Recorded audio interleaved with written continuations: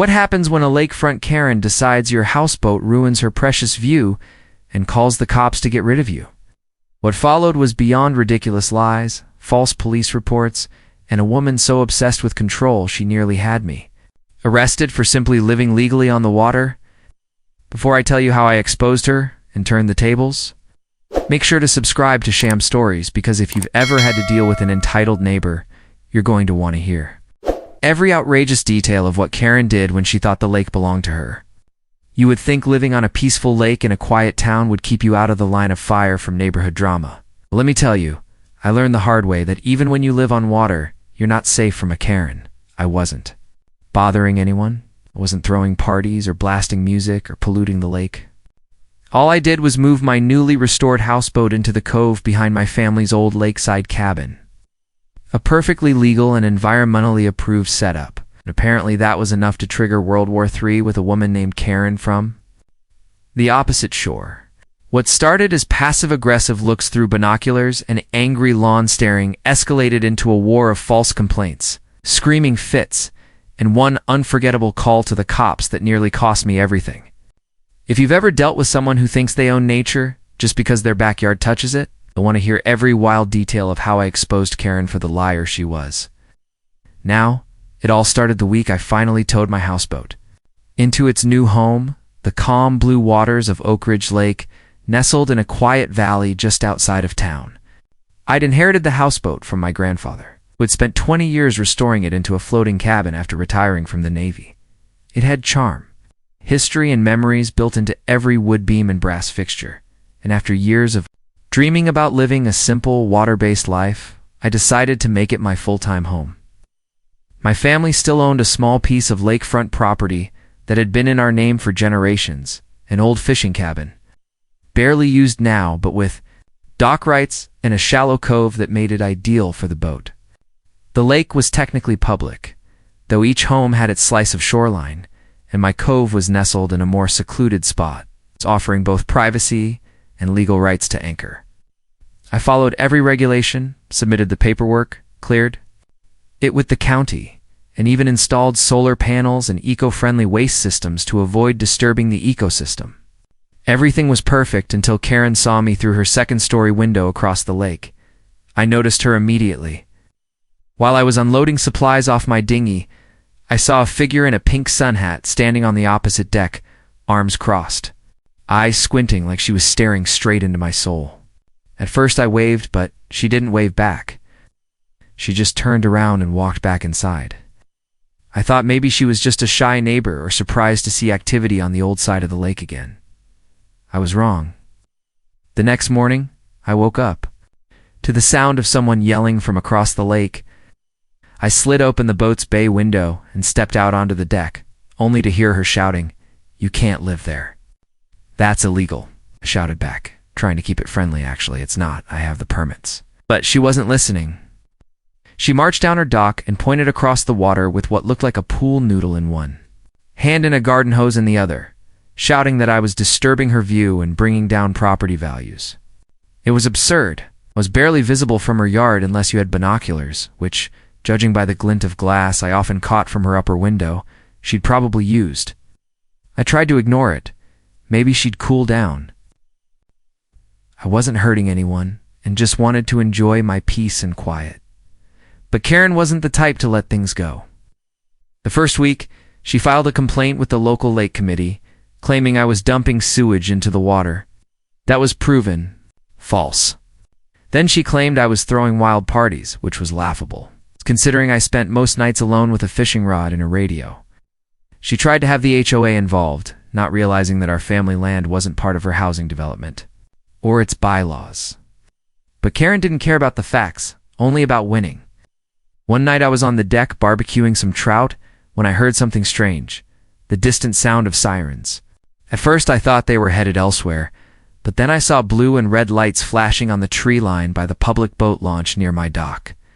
I climbed up to the roof and squinted through the dusk.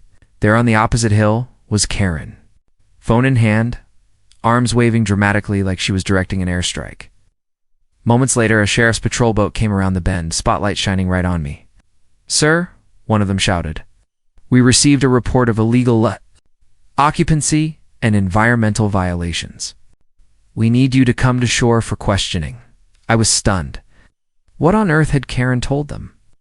I shouted back, I have my permits right here. Everything's legal. But they insisted, and I didn't want to escalate anything. The boat slowly toward shore, where the sheriff's deputies met me at the dock with clipboards and very serious faces. Apparently, Karen had told them I was illegally living on the water, that I was dumping waste into the lake, and most absurd of all, that I had illegal weapons on board and was using the boat as a militia hideout. I couldn't believe my ears. The deputies seemed skeptical from the start, but because the allegations were so serious, they had to check.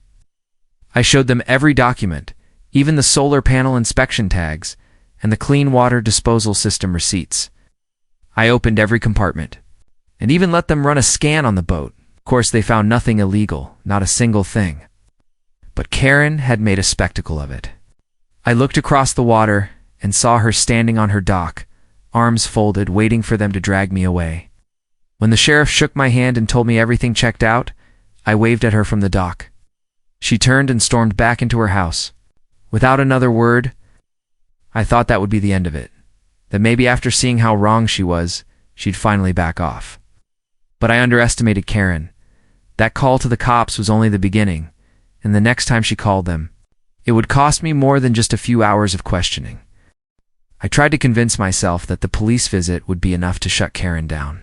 She'd be too embarrassed to try anything further after being proven wrong so publicly, but I was giving her far too much credit. The very next morning, I woke up to find a drone hovering about 20 feet above my deck. Its little camera pointed directly at me as I stood there groggy in my boxers, sipping coffee and scratching my head. I waved at it sarcastically, thinking maybe some bored teenager was having fun, but when I followed its path back across the lake, it descended neatly onto Karen's upper deck, where she snatched it from the air and disappeared back into her house. That was when I knew she wasn't done. She was escalating. Within the week, I noticed a fresh sign hammered into the edge of her property, facing the water in big bold letters that read, "No trespassing, private view, houseboats, not welcome." The audacity was almost funny, especially since she had zero authority over public water. I tried ignoring her. I really did. I focused on fixing up the boat interior, fishing, reading, enjoying the sunsets. But each day brought something new. Sometimes she'd stand on her dock blowing an air horn repeatedly while I was trying to work. Other times she'd blast opera music at full volume from her speakers facing the lake. She even bought a massive floodlight that she kept on all night long, aimed directly at my boat, like I was some kind of convict under surveillance. I reported the drone to the sheriff, but they said that unless it entered my private space, which technically the water didn't qualify, as there wasn't much they could do. I could feel her wearing me down, trying to make life miserable enough that I'd just leave. I considered confronting her in person, but my gut told me she was the type to twist anything I said or did into a new complaint, and I was right. Because 2 weeks later, I got a notice stapled to my dock from the Department of Environmental Safety. Someone had filed an anonymous report that my boat's waste systems were leaking into the water and killing fish. The same claim Karen made earlier, only now it was filed officially. I spent hours on the phone explaining that I had a sealed, modern composting system, and that the lake committee had inspected everything before I moved in. Still, they sent an agent out to take water samples, cooperated completely, even let them inside the boat again. The results came back clean. But by that time, Karen's narrative had already begun spreading across the lake. At the gas station near the lake entrance, I overheard two men talking about the weirdo living on the water like it's the 1800s. Another neighbor, who had once waved to me from his kayak, now turned his back when paddling past. It was subtle but undeniable. Karen's lies were working. She was poisoning the lake against me, little by little. Still, I refused to be bullied off the water. I loved that boat. I loved waking up to the soft slap of waves against the hull and falling asleep under the stars. I reminded myself that I had every legal right to be there, and that if I gave in, now she'd win. But even knowing that didn't prepare me for what she did next. One Saturday evening, I hosted my younger sister and her 2 kids on the boat. They'd come up for the weekend, and the kids were thrilled to explore the floating house. We grilled burgers, played cards, and later sat out on the deck telling spooky stories under the lantern light. It was one of those rare, perfect nights where everything just feels right. That is, until the sheriff's boat showed up again. This time with 2 deputies and someone from Child Protective Services. Karen had reported that children were being kept in unsafe conditions on a vessel without flotation safety, lighting, or plumbing, and claimed she had video evidence of minors being endangered on a rotting boat. The CPS worker looked mortified when she saw the actual setup. Freshly sanded deck rails, sealed safety lines, extra life vests, and 2 giggling kids happily roasting marshmallows. But procedure meant they still had to investigate. My sister was furious, especially when they asked to check below deck and take photos of where the kids were sleeping. I stayed calm, again showed my permits, even my certified child safety rail upgrades. Eventually, they apologized and left, but not before warning me that any further reports, even if false, would trigger repeat visits. I felt humiliated, furious, but mostly just exhausted. Karen was using the system like a weapon, one lie at a time. I installed cameras on the dock and deck, got a legal advisor involved, and started documenting everything: dates, times, photos, audio. I kept a digital log in case it ever escalated into a real legal case, because by then, it was obvious she wasn't going to stop. Then one afternoon, while I was kayaking to shore for groceries, I saw Karen walking with another woman from the neighborhood, pointing in my direction and whispering behind her hand. The woman gave me a look of pity and said something I couldn't hear, but I could feel the judgment from halfway across the water. That evening, I found a new note taped. To the dock, unsigned, "Some people don't belong here. You're not one of us." It made my blood run cold. I wasn't just dealing with Karen anymore. She was turning the whole community against me. And then it happened, the final straw. At 3 a.m. on a stormy Thursday morning, I woke to flashing blue lights again. But this time, they weren't coming for questioning. They had a warrant. Someone, Karen, obviously, had submitted an anonymous tip claiming I was storing illegal fuel and dangerous chemicals on board. A fire hazard, they said. A potential explosion waiting to happen. I stood on the deck in rain-soaked clothes as fire marshals, police, and hazmat workers boarded my boat in the middle of the night. They tore open hatches, dug through storage, ran chemical scans, all of which came up clean. The only thing they found was a sealed backup gas can for emergencies, which was well within legal limits. Still, they took photos and logged a full incident report. I asked one officer point blank if this kind of thing could keep happening, if someone could just lie over and over and keep sending people to my home. He looked at me with tired eyes and said, "As long as we're required to respond to potential threats, yes. But if you can prove harassment, that's a different story." That was when I knew I had to fight back, not just with calm explanations and paperwork, but by taking action of my own. I wasn't going to let Karen ruin my life or my reputation. Started gathering everything, not just logs and recordings, but reaching out to local lake groups, explaining my side, showing documentation. I wrote a post in the community bulletin board with every permit and inspection result attached. When I learned what Karen had done to her own property to skirt HOA fines, I knew exactly how to hit back. Digging into Karen's history wasn't hard once I started asking around quietly. Despite the pristine lawn and air of suburban superiority, Karen had a pattern of stirring chaos in the neighborhood long before I ever docked my houseboat. Spoke to an elderly couple who lived 2 houses down from her, the Millers, who told me about the time Karen tried to get their bird feeder banned because it attracted unregistered wildlife. Another neighbor shared that Karen once called animal control on a golden retriever for looking aggressive during a morning walk. But the most revealing conversation came from a contractor who had done repair work on homes along the lake, including Karen's. He told me Karen had extended her back deck by over 10 feet, completely, against HOA guidelines, and when the board confronted her, she submitted forged blueprints and then harassed the inspector until he dropped the violation.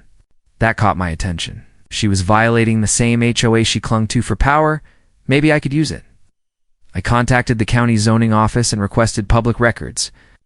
I had to dig, but sure enough, I found inconsistencies between Karen's official property permits and the modifications on her home. I wasn't looking for revenge. I just wanted her to back off. If she was willing to weaponize the law against me, I would defend myself by using the truth against her. I compiled a report, complete with photographs of her illegal deck extension, timestamps of drone activity from my new surveillance setup, false complaint records, and witness statements from neighbors who were finally starting to see her true colors. I also included the CPS visit, the hazmat inspection, and all the sheriff encounters, noting how each time I was cleared but subjected to emotional and social damage. I sent the report to the HOA anonymously and CC'd the county compliance officer. Within a week, things shifted. Karen's floodlight was turned off for the first time in a month. Her deck furniture disappeared. The opera music stopped. I didn't see her for 3 whole days. Then one evening, while I was on the deck reading, she finally stormed down to her dock with a bullhorn and started screaming across the water. "You think you're clever? You think you can come into my neighborhood and spy on me?" She was red-faced, furious, pacing like she was on trial. "You're trespassing with that camera. You're violating my privacy." I calmly replied, "Actually, I have every right to record my own property, especially when someone keeps harassing me and flying drones over my home." That only made her angrier. She threw the bullhorn into the lake and stormed off again. But the message was clear. She knew the pressure was closing in. That weekend, HOA compliance officers showed up at her home, tape measured the deck, and served her a violation notice. A few days later, the county sent her an official citation for unpermitted structures and illegal surveillance drone activity. The very same systems she used to harass me were now being used to investigate her. For the first time, she was on defense. I won't lie, it felt good, but the damage she'd done to me wasn't easy to undo. There were still neighbors who looked at me like I didn't belong, who assumed the worst based on her lies. So I decided to do something public, not out of spite, but to reclaim my dignity. I reached out to the local environmental newsletter, which featured monthly stories about sustainable living, and pitched a story about off-grid lake life and restoring old vessels like my houseboat. They were thrilled, especially when I offered pictures and documentation of my solar systems, water filtration, and sustainable energy use. The article ran 2 weeks later with the headline, "Floating Green, A Veteran's Grandson Preserves Lake. Heritage with Eco-Friendly Houseboat." That same week, I organized a small community event, a lake cleanup day, an open deck tour. I invited anyone who was interested to come visit the houseboat, see the systems for themselves, ask questions, or just enjoy the water.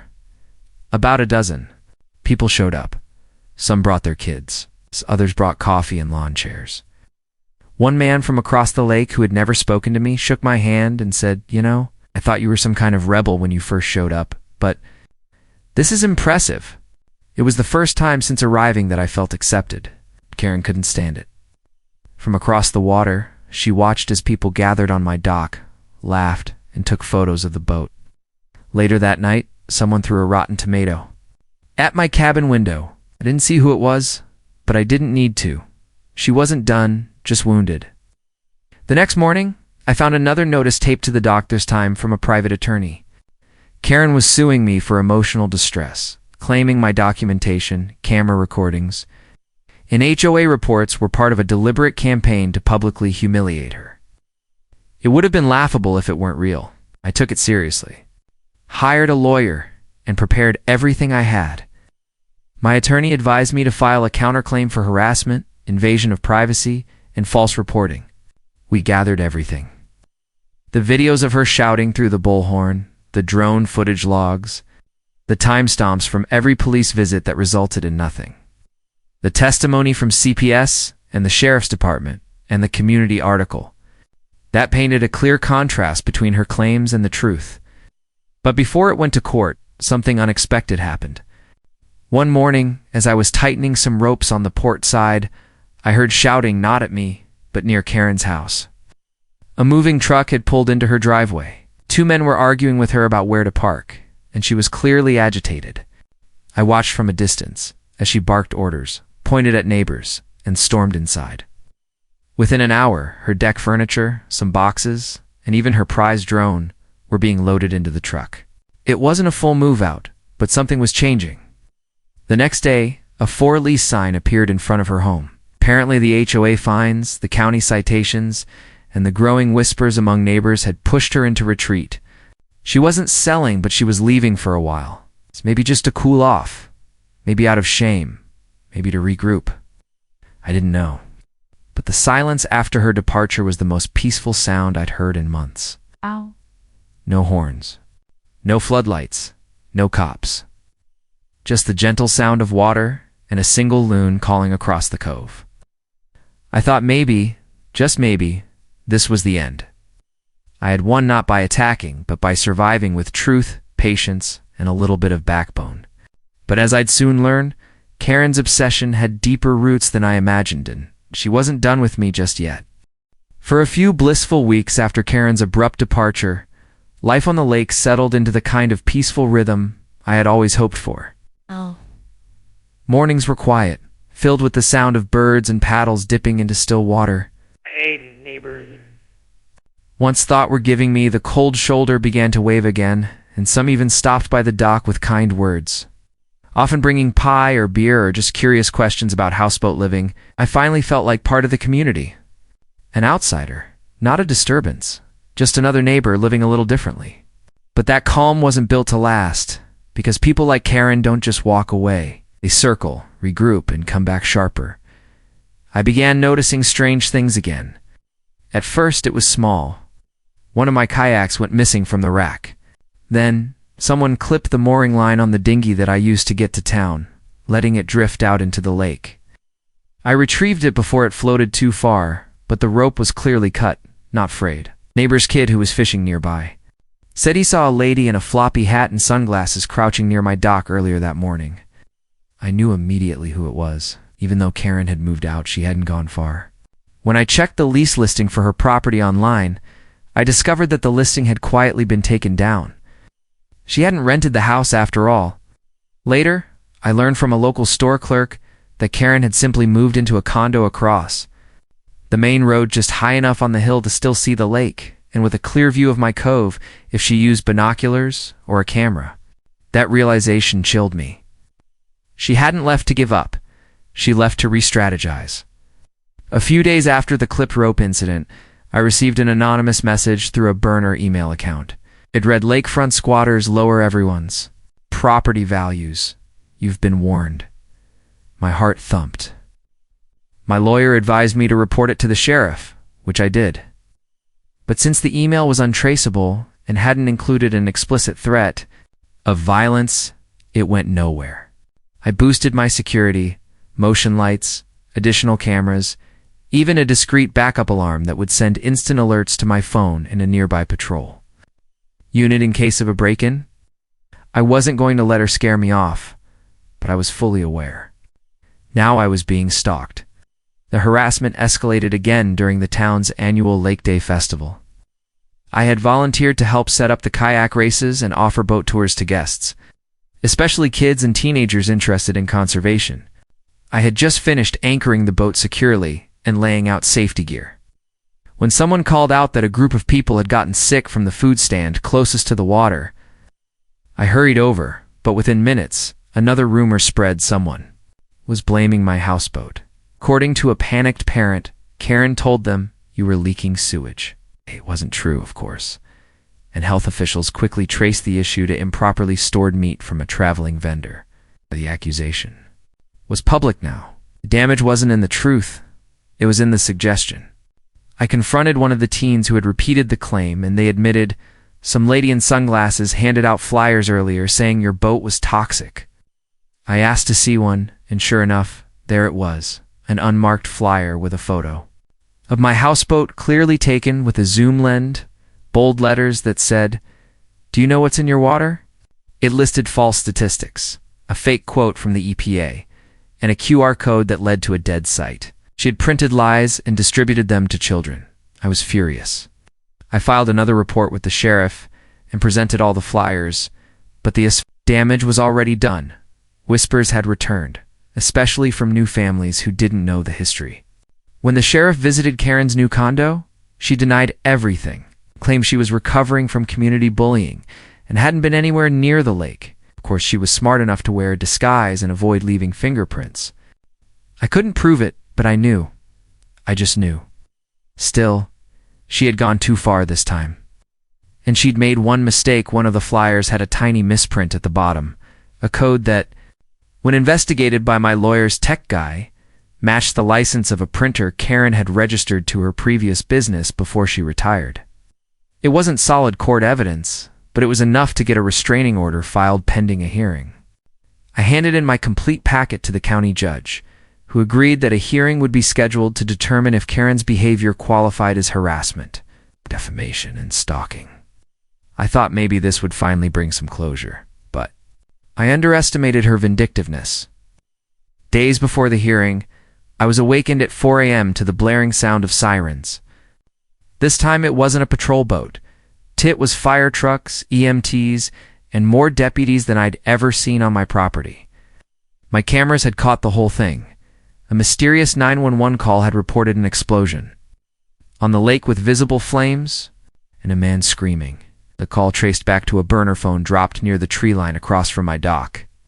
Of course, there was no explosion, no fire, nothing. Just me dragged out of bed in my boxers, soaking wet in the rain as the emergency. Crew checked every inch of the boat, confused and frustrated.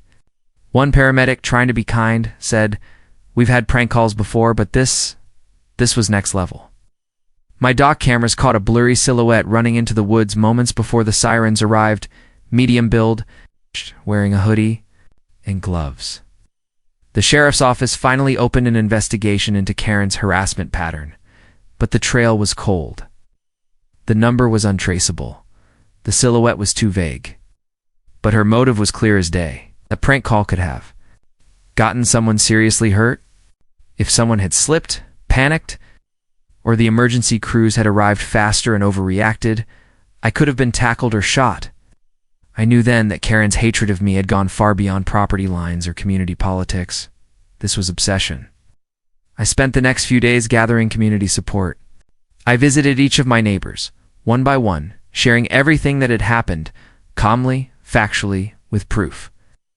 I showed them the videos, the flyers, the inspection reports, even the sheriff's complaint records. Some were shocked. A few apologized. Forever believing her, a couple admitted they'd felt bullied by her too, but were afraid to speak out. Slowly the tide turned.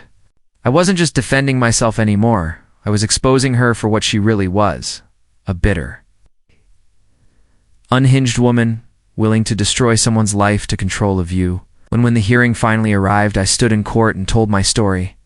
With anger, but with clarity. My lawyer presented every documented incident. Karen, seated across the room in her signature beige blouse and fake pearls, tried to act calm. But when the judge questioned her about the flyers and the drone, she stuttered. When asked about the 911 call, she claimed ignorance, but the circumstantial evidence, while not conclusive, was damning. The judge granted a temporary restraining order immediately and scheduled a full trial for the following month. Karen stormed out of the courtroom without a word, her face burning red. I returned to the lake, drained but hopeful. I thought this would be the last chapter. But what I didn't know was that Karen, desperate and cornered, was about to do something. So reckless, so dangerous, that it would change everything for her and for me. After the court hearing, I allowed myself to believe it was truly over. The restraining order was in place, the community had begun to see through Karen's lies, and even her presence around the lake had mostly vanished. For nearly 2 weeks, I lived in something that resembled peace. I worked on installing a new deck awning for the boat, added a few decorative solar lights, and even hosted a small sunset dinner with a couple of neighbors who had become friends through the chaos. But the calm was only the eye of the storm. Karen had been quiet, but not defeated. On the evening of the second Saturday after court, I returned from a grocery run in town to find something horribly wrong. The smell hit me before I even reached the dock, a foul, chemical, rotting stench that immediately made my eyes water. My heart dropped, sprinted to the boat, unlocked the cabin, and nearly fell to my knees at the sight. Someone had broken in and dumped gallons of raw sewage and dead fish into the galley. The floors were slick, the walls stained, my bedding soaked in it. The smell was so overpowering that I barely made it back outside without throwing up. I stumbled to the dock and collapsed, coughing, shaking. She had done it. I didn't have proof yet, but I knew. Karen had broken into my boat and committed the most vile, revolting act yet. I called the sheriff immediately when they arrived and saw the mess. They were visibly horrified. The officer in charge radioed for a forensic team. They dusted the entrance for prints, found boot tracks in the mud that led down from the trail near Karen's old property, and discovered a plastic gas canister reeking of chemicals tucked behind some brush on shore. But the biggest break came when my camera system finally paid off. One of the dock cameras, a newly installed backup I'd hidden beneath a planter box, had caught a figure in the early morning hours wearing dark clothes, gloves, and a hoodie butt. Just as she turned to climb aboard the boat, the moonlight caught her face. It was Karen, clear as day. The forensic team was able to enhance the image. And even without a direct confession, the sheriff's department had enough evidence to act. 2 days later, she was arrested and charged with multiple counts of property damage, illegal trespass, and violating a restraining order. When news of her arrest hit the local bulletin board, the community exploded. People who had once believed her lies were now openly posting messages of support for me. One neighbor shared how Karen had threatened to have their dog put down for barking too loud. Another posted about her fake HOA citations and efforts to take down children's swing sets because they were visual clutter. She had terrorized the community for years under the guise of rules and order, but now everyone saw her for what she truly was. Her reputation collapsed overnight. The HOA board, under pressure from the community, filed their own civil suit against her for repeated code violations, harassment, and property misrepresentation. Her condo lease was terminated early due to breach of community standards. Within a week, she had vanished, gone from the lake, the town, and possibly the state. No forwarding address, no apology, no goodbye, just silence. I spent the next month restoring the houseboat. It took professional cleaners, hours of scrubbing, and thousands of dollars to remove the damage. But slowly, the space came back to life. I replaced the floors, repainted the walls, and donated every piece of fabric and furnishing that had been destroyed. Some neighbors even pitched in dropping off spare materials, helping me sand and stain, and bringing me hot meals. The lake had become home again, not just physically, but emotionally. One morning, as I watched the sun rise over the still water, I realized how far I'd come. From being the outcast with the strange floating home, to someone embraced by a community that once judged me. Karen had tried everything to drive me out: calls to the cops, lies, sabotage, even biological warfare, and she had failed. Not just failed, but fallen. I stood strong, not because I fought fire with fire, but because I stood in the truth and let her hang herself with her own venom. People like her rely on silence, rely on you to give up. But I didn't. I recorded everything, stayed patient, stayed legal, and let the truth win. The houseboat now has a new name painted on the side, still standing. A quiet reminder of everything that happened and what it means to hold your ground. And now, whenever I hear a loon cry across the lake or feel the wind shift through the trees, I smile, not because Karen's gone, but because she never truly owned anything here. It's not the water, not the view, not even the fear she tried to instill. I do. I own my peace, my freedom, my story.